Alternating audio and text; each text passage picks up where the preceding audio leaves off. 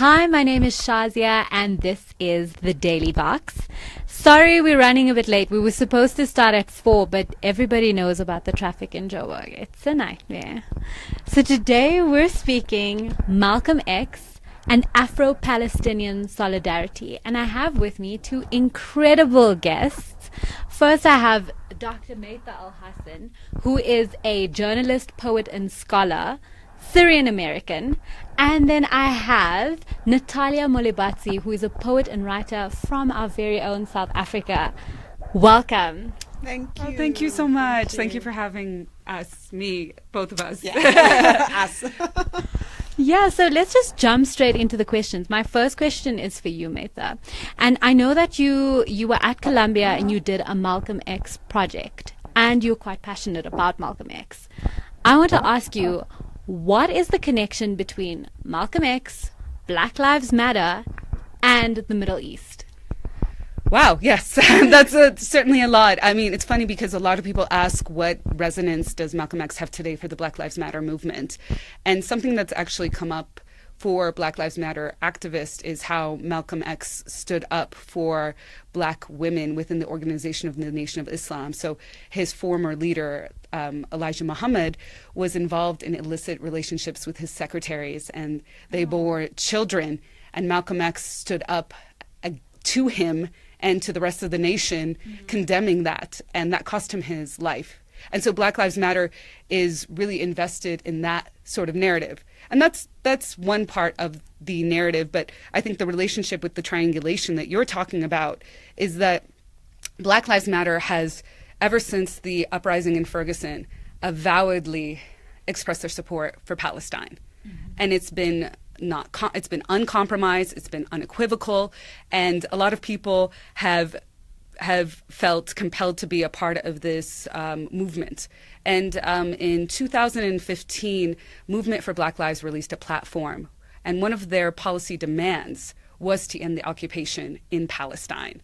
And so that does come from a long history that Malcolm X was one of the first to start off, which was his critique of Zionism, his support of Palestine. I'm going to talk about it a little bit later tonight, but he did take a trip to Gaza that shifted his analysis on Zionism and on the struggle for liberation on behalf of the Palestinian people. And he wrote op-eds critiquing Zionism today. And there are people who have found those op-eds and hold that with them in terms of their defense of their support of the Palestinian people.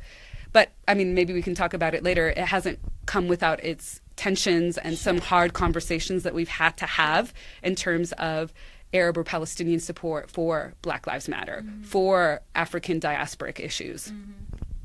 Sure. And then, Natalia, you do identify as a Pan-African, right? Yes, I read that.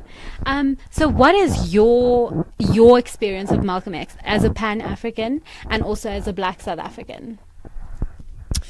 Well, Malcolm X was a Pan-African too, is a Pan-African, because we're also recognizing that we're invoking spirits here. Yes. And as African people, we honor the dead because we honor spirits. So the fact that we're talking about him, we're saying he's not dead, because his teachings, his words, his work is very much alive, and it gives us an opportunity to teach it to our children.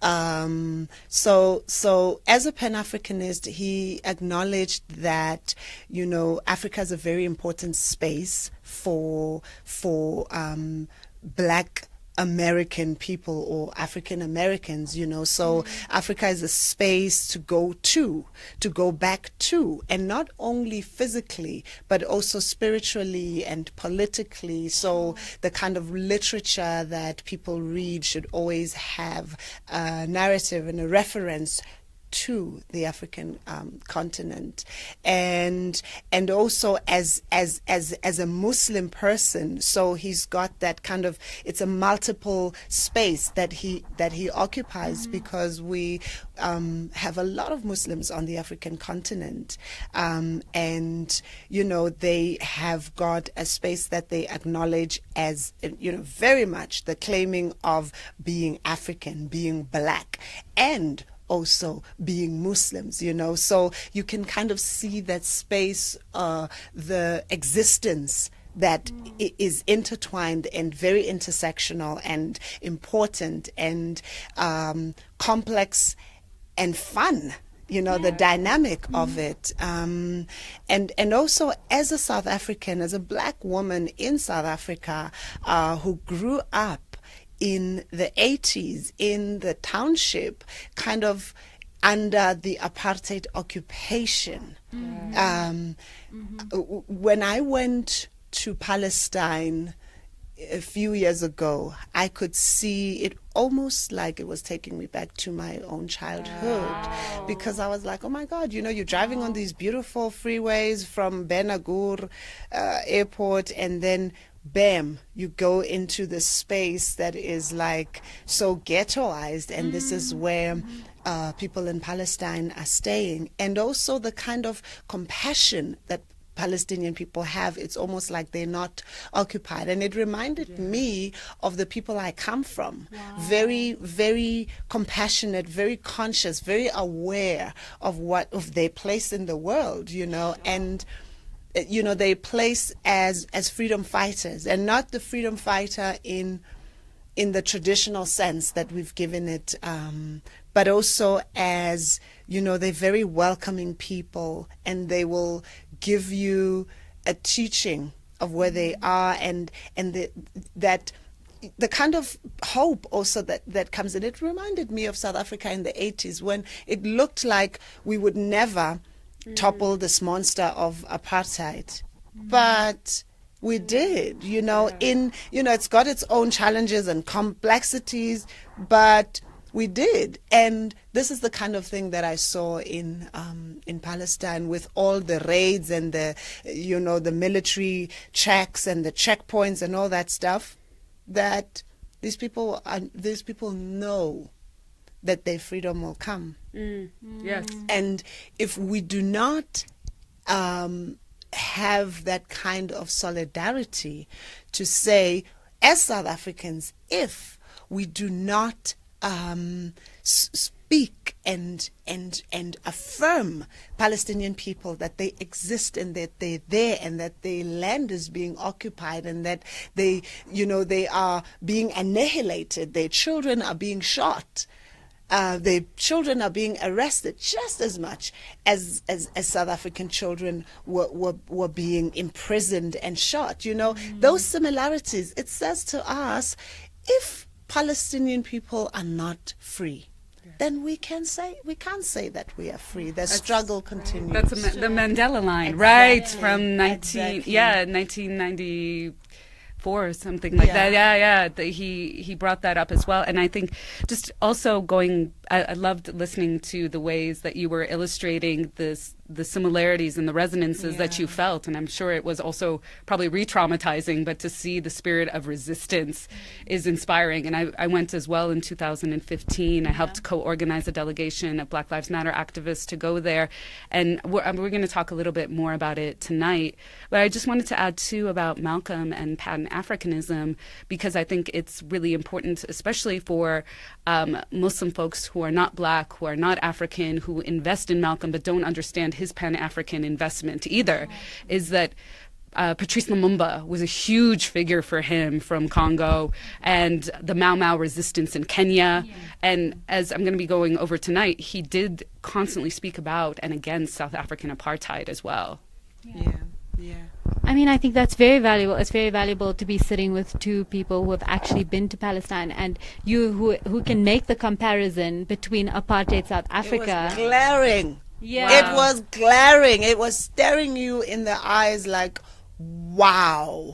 It really took me to, as a child, it took me to, 1986, where, and you realize that also the military in Israel are kids themselves. Yeah. Oh no, From all over the world, from the U.S., from a kid in Brooklyn, a kid in San Francisco has no idea. Yeah. So these are 17-year-old and 16-year-old children, and you kind of see how the system uses young people for its evil deeds, you know. So that was also glaring, because as a child in primary school in the township, the people who were chasing us, we didn't know. I mean, as a 7-year-old, you kind of don't really understand why you're running, and here's somebody else who's busy chasing you. Yeah. I don't think that they also understand, you know,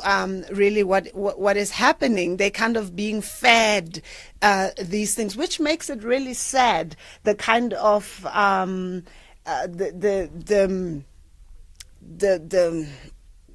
the sight of struggle that is the lives of children in Palestine, because they are being persecuted to no end. 7-year-olds and 12-year-olds and 13-year-olds who are being put in prison, who are being violently attacked. To think, oh wow, this is just wrong, you know.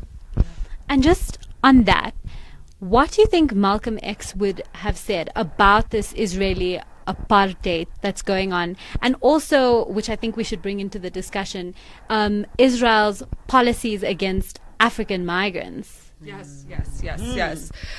Well, Malcolm did speak out, like I was saying, and one of the things that he pointed to was what he called Zionist dollarism. And he said this is actually the new version and probably more nefarious version of U.S. dollarism. And so what he was identifying in that time period was neocolonialism. Now we would talk about it as a settler colonialist neoliberal state that has existed off of funding brutality in South Africa, right? The Israeli government invested, and I believe Malcolm did point to that as well, that their investment in military and financial infrastructure of South African apartheid was very apparent. And he also pointed to the fact that Israel was colonizing through this 20th century dollarism, neo-colonizing parts of Africa, and he saw it as he was moving around, and he was speaking out against it. So like Natalia was saying, we actually don't even have to speak about Malcolm X in the past, even from not just a spiritual sense, but from a philosophical sense of where he stood, and he continues to stand with this very ardent, passionate critique against the state of Israel, but also on the side of Palestinians. And the way that art, we're going to talk about art a little bit, the way that art moved him. So when he was in Palestine, he was in Gaza for 2 days, he met a Palestinian poet who read him a poem about how he had to flee in 1956 as a result of the Khan Yunis massacre. And he even wrote down a stanza of this poem in his diaries, and I saw it. I was stunned by it. And then you could see the ways that he took this piece of art and re-articulated it in his political critiques. So not only do we see a Malcolm who has this, what we attempt to, or the Malcolm that we see as this kind of stoic, fierce political figure, but is one that was very much motivated by artists and artists who struggled. And on that, I mean, let's just speak. I know both of you are poets. Natalia, I had the absolute privilege of reading some of your poetry when I was preparing for this interview, and I must say it's incredibly moving. What about Pan-Africanism and about oppression kind of inspires you? Because pain also can inspire you. I mean, life can inspire you, and life is not only, unfortunately, filled with all the goodies. There's also a lot of things that, and as a woman, our bodies are political sites of struggle. Yes. And if I am a woman, and as Lebo Mashile said, I live in Joburg and I have tits, so that is a struggle on its own. And if we don't speak up, that means we are not paving a way. The fact that when you speak to Palestinians and you are from South Africa, they find, just by being a black person from South Africa, they find hope, because they say, oh, you are going through what we are going through now, and you kind of made some ways. So if you are a woman and you're writing poetry that is about, being black, being from the township, being a woman, or living inside what we call a female body, then you have to try through the art to articulate some kinds of struggles that you're going through, because even that, when somebody else who's in dire straits reads that, they can kind of find some ways to pull through. You know, I feel that art gives us an opportunity to kind of just push through just to the next day, you know. Do you also want to add about how poetry becomes a vehicle for activism? Yes, yeah. Harry Belafonte, who is a longtime struggler, was one of the most popular selling musicians in the U.S., decided to risk it all and be involved in the civil rights struggle. And he quotes Paul Robeson in saying that artists are the gatekeepers of truth.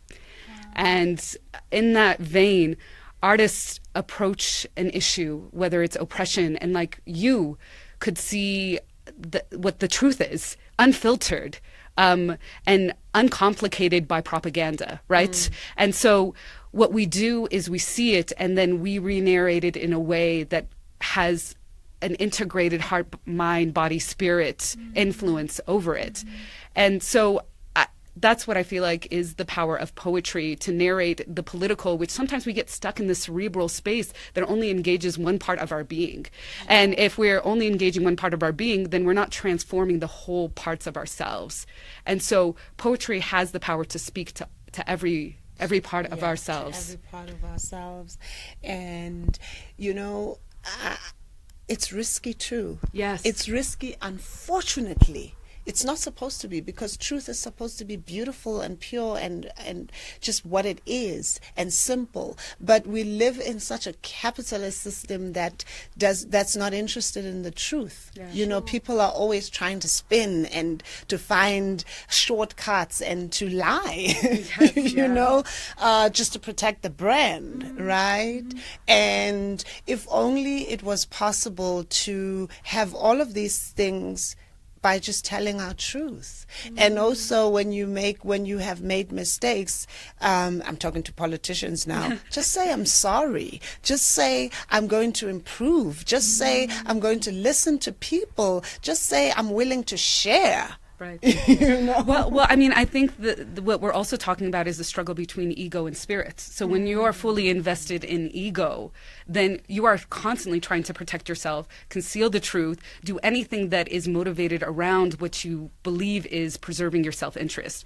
But spirit is not concerned with that, right? We also have to move self-interest out of the way. You know, I've gotten questions all the time. Why do you continue to speak when it puts yourself and, you know, potentially your loved ones on the line? And I just can't compromise with what I see and the truth in front of me. And so I feel like I've been connected to spirit to bring forth this message. Well, unfortunately, that's all we have to. This has been incredible, and I'm sure the audience can agree with me. I feel like I'm in the presence of greatness. If you are not going to Wits tonight for the event, there's something seriously wrong with you. Thank you so much. Let's engage. The conversation can always continue. We have to speak about our solidarity with the people of Palestine. We have to. It is urgent and it is important. Yeah. And I'm not a Palestinian, but on behalf of Arabs, I consistently want to remind us of the struggle that we face has always been faced before and continues to by African peoples. And I learned so much just being here, learning through apartheid. And I guess I might have the unpopular opinion, but John Henry Clark and Stokely Carmichael used to call the Middle East Northeast Africa.